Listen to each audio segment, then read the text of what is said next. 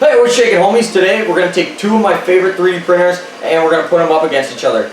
Today we got the Anycubic i3 Mega and the Creality CR-10. Now both these 3D printers are great and they're both about in the same price range. With the links and the codes in the description, you get them about $350 each.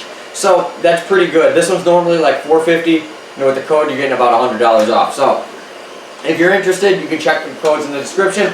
But for now, let's kind of put them up against each other and you guys can tell me which one you think is better for you. Last week I did the Creality CR-10 versus Tevo Tornado. That video did really good, so I decided why not bring the i3 Mega into the mix.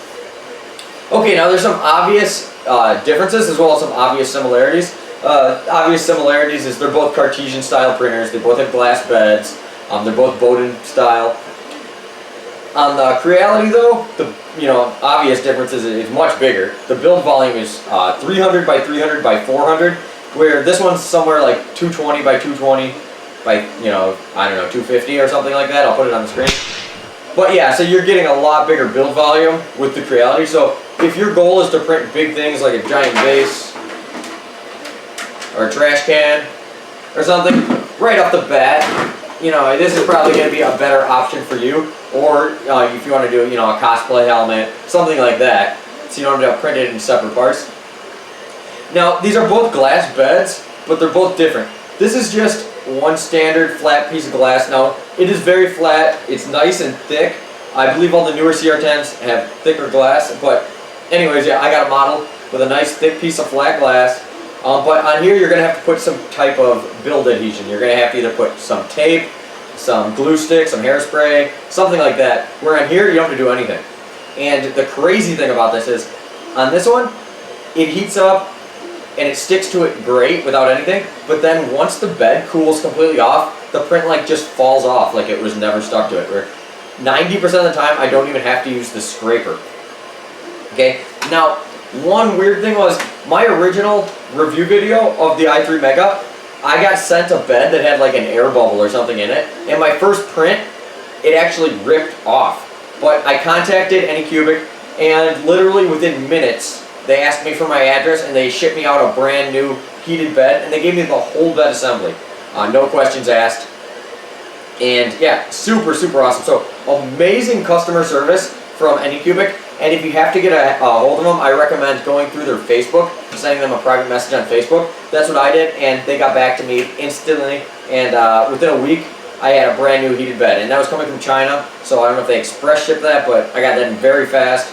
And the other one was it still worked fine. It just had the black wasn't in one spot, so it kind of looked ugly.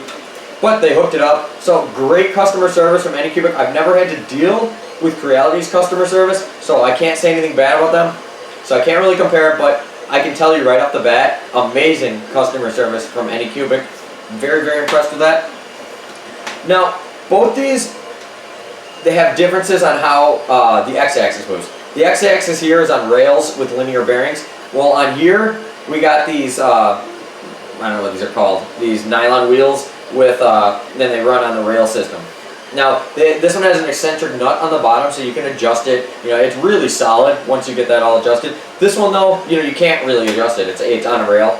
The only problem with this is these rails eventually can wear out if the bearings go bad, so you want to make sure you're putting a nice anti-seize on here, or a type of, a real thin lubricant that's got some type of anti-seize in it. I can put a link in the description to what I use, so if you want to check that out, you can check that out, but I think I use Lucas anti-seize. It's like Lucas Red lube and anti-seize. That's what I usually use, and it seems to work great.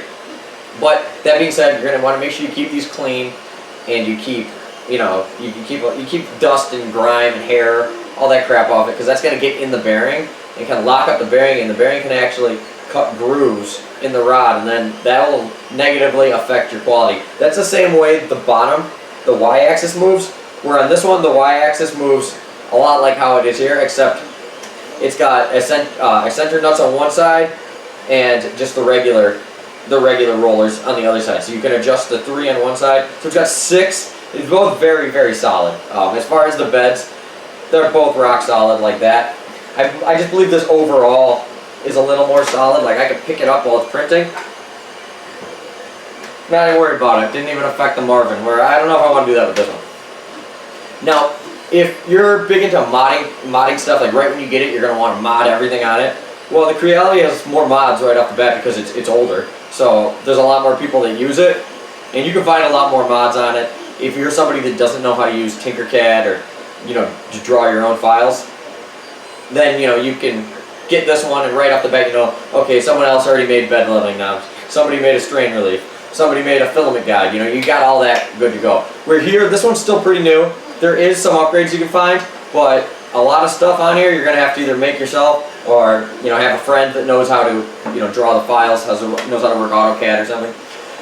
One thing about this is a single dual lead, Z-axis lead screw. Where on here we have dual axis lead screws. Now there's some actual pros to only having one. There's also pros to having two. Having two is going to make it more stable, obviously, and it can prevent Z-wobble a lot more. Where if you just have one, there's a chance it could Z-wobble, especially at high speeds, and especially when it's up higher, just because the weight of everything on there. But the nice thing about having only one is you don't ever have to line them up. Like when you have two, you gotta make sure they're both the exact same height. Otherwise, it'll throw off your bed level. It'll throw off everything. So what I saw was, I don't know who made these. I'll put his Thingiverse username on the screen.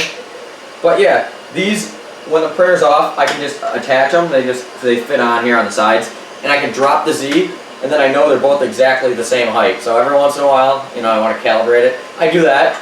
But both these printers, you don't need to adjust the bed level very often. Like I've had both these, over a month, and I think I've adjusted the bed maybe twice on this one. Maybe twice on this one too. So it's not something you have to do that often. So great job by both of them. All the internals, the computer, the power supply, and everything is in this box in this one. And while in here, it's all nice and in one. This is just the printer. This is all it is. Where here you got this little side box.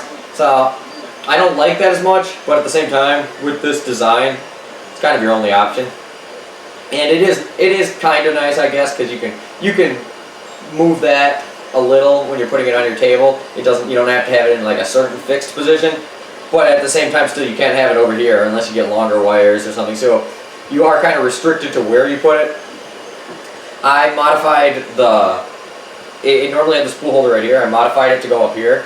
I haven't seen it. A lot of people say it's a bad idea that I can introduce Z-wobble, but I honestly, when I printed this garbage can, when I printed a lot of stuff, I had that on there and I haven't seen any negative effects. Now, both these printers, they print great just at your average stuff. So you want to print, just like a Benchy, or whatever. They're both going to be doing a fine job at that. I think this one, though, really excels if you want to print big stuff like cosplay, helmets, stuff like that. Where this one excels a lot at printing high temp materials and printing small things with really fine detail.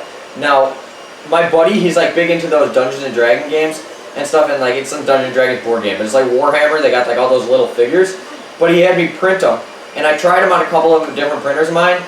And this one, when I turned the layer height to 1 millimeter, and I had it at 40 millimeters a second, so still decently fast, I was able to get great results. With this one, I had to really turn it down, like 25 to 30 millimeters a second to get ones small enough, where they look good, where you can paint them. Because I was doing them really, really small. So that's going to affect, it's harder to print something really small, I think, than to print something really big.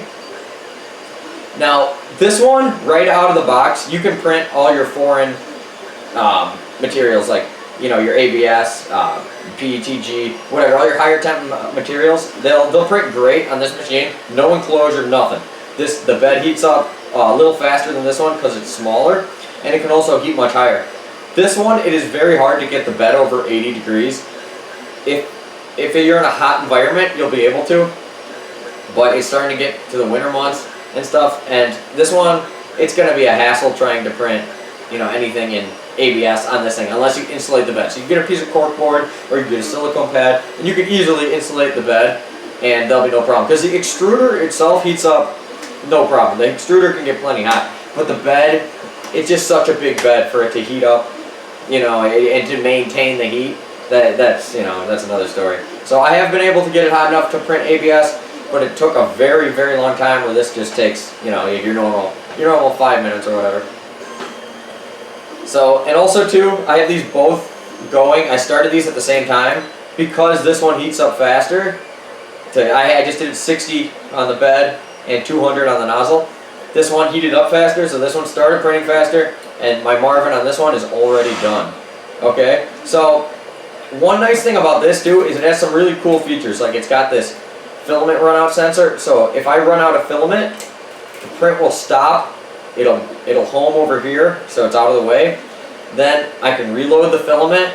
I go on the LCD screen like I'm gonna select to print, but instead of hitting print on the file, I hit resume. It will start right where it left off. So great feature to access that. All you have to do in Cura or whatever your slicing program, on the end of the start code, you type in G5, and then you just have that on your profile from then on. And the code G5, for whatever reason, it adds that feature on there. So one other feature you can do with that is this also works if you say you have to turn off the printer. Maybe it's making too much noise and it's making somebody mad, and you turn it off. Or say your power goes out and it turns off. You can, same thing, turn on the printer, select the print, instead of hitting print, hit resume, bada bing, bada boom, it continues where it left off. So this one is a huge time saver and stuff like that. If you're somebody that your power goes out a lot in your area or whatever, this one is definitely going to take the cake on that big time.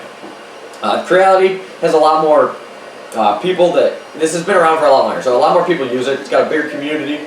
So on this, there's nowhere near as much modifications and stuff, so know that going into it, that if you don't know how to make your own modifications or whatever, this is going to be the better machine for that. If you're somebody that just likes to upgrade stuff, you buy something, you just want to keep upgrading it.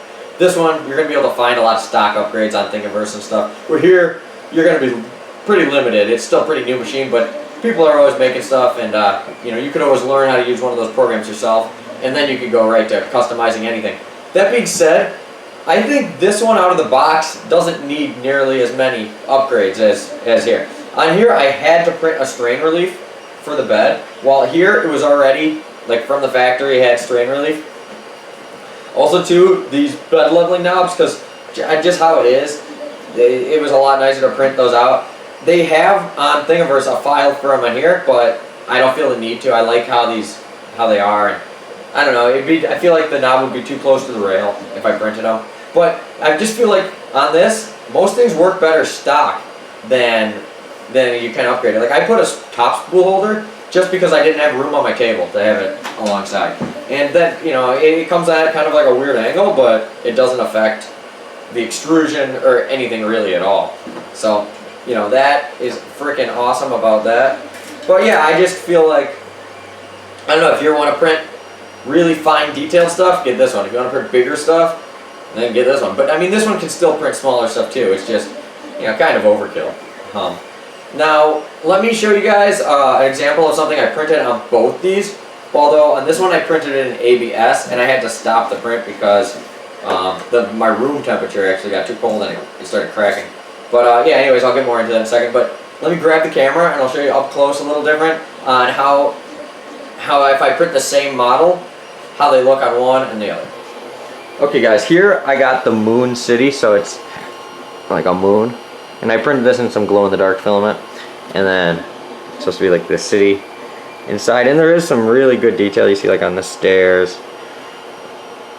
And yeah, but the one thing is I feel like the CR-10, you got to do a little more tweaking. Like I've had a lot more problems with stringing. Let's see if we can see. I just got I got to really adjust the retraction settings, especially when I'm printing fine objects like this. Now here, this one, mind you, it cracked here because my girlfriend opened the window when I was printing and my room was really hot, and then it went to be really cold, and then it just started cracking, so I stopped the print. But before I stopped it, I mean, it was looking really, really good. I know these are different plastics, this is ABS, they're also different colors, so it might not be the best, but it is the same model, and I just feel like the fine detail gets printed a little bit better on the Anycubic. Although this still looks really good, there's just more hairs. There was some hairs on the other model on this part too, but even like here, in here. So I'm gonna have, those are retraction settings mostly, so that is just me, but the Anycubic had a better instruction manual. In their instruction manual, they gave really good settings for Cura.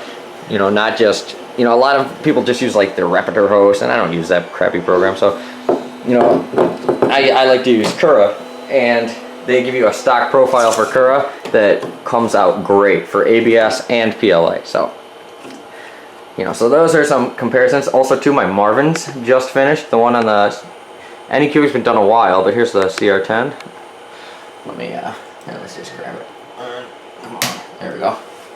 Okay, there's that one. So first, let's take a look at the CR-10 one. So pretty good. A little. I was printing both these at 50 millimeters a second. You know, it does look pretty good though. A little, you know, stringing under there. That's an easy fix.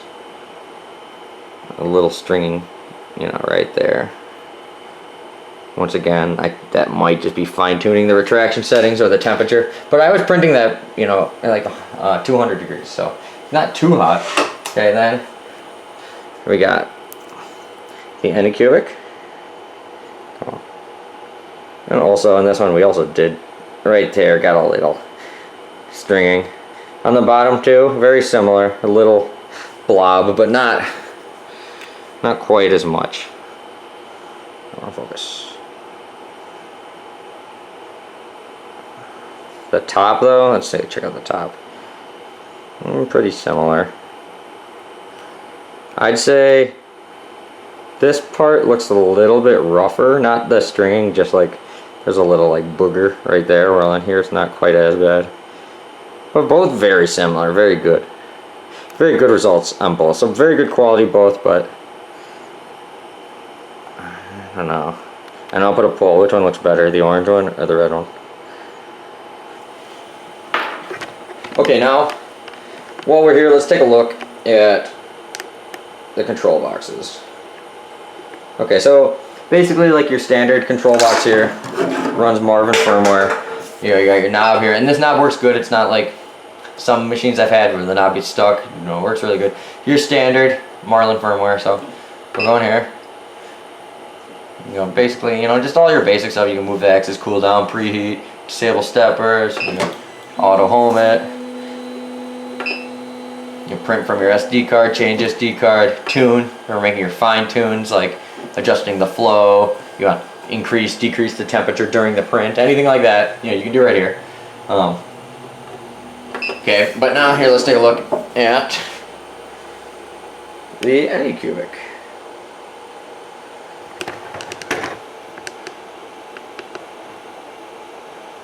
Okay, and see, it's talking about that Marvin. So that Marvin took 20 minutes to print, but everything here is touchscreen, and I just really like how everything works. Okay, so when you this is the first screen. This is like when you turn it on. Here, let's turn it on so you can see this. It actually has a really cool animation too.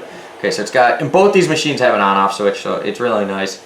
You don't have to unplug it, plug it in. So not only is it LCD and touchscreen, it's colored, you know, which is nice. So if you just want to print something off the SD card, you just go here, and then you pick whatever you want to print, and you could hit print. Here though is where you hit resume. If the print failed or whatever and it's still on there, or if you paused it, you can go to resume instead of hitting print, and it'll go back to that. Now let's go back. Now that's the print. You know, that was our print menu. In our setup menu, here you can change you know, from English to Chinese or whatever. But we're gonna keep that. I don't want to mess with that. We're gonna keep that in English because I'm stupid and only speak one language. In here though, you know, here's where you can adjust the temperatures during the print.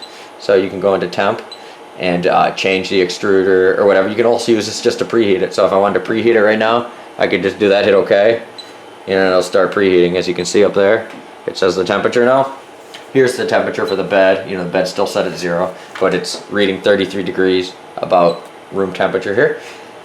If I want to disable the steppers, this one, it's got a motor off thing. So at first I didn't know how to do it, and then I realized that's it. So boom, now everything's disabled. You know, okay, so, and then status is just your status screen, like your print screen, what's going on, you know, common stuff there. In tools here, We can auto home it, and here you can home just one axis, or we can home all. So very cool, very easy. Once again, we can preheat ABS, preheat PLA. Cooling is just, no, I just hit it, so now it's just going to cool everything off. Filament. This is, you can use this when you're removing filament. You know, you can, it's basically you're just heating up the extruder, and you're either putting in filament or taking it out, and as well as telling the computer, and then it'll prime the nozzle for you. So pretty cool.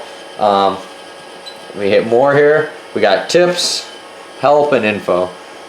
What's info? See, there's info. It's like all your specs. Help kind of just tells you instructions. And TP, I don't know what that is.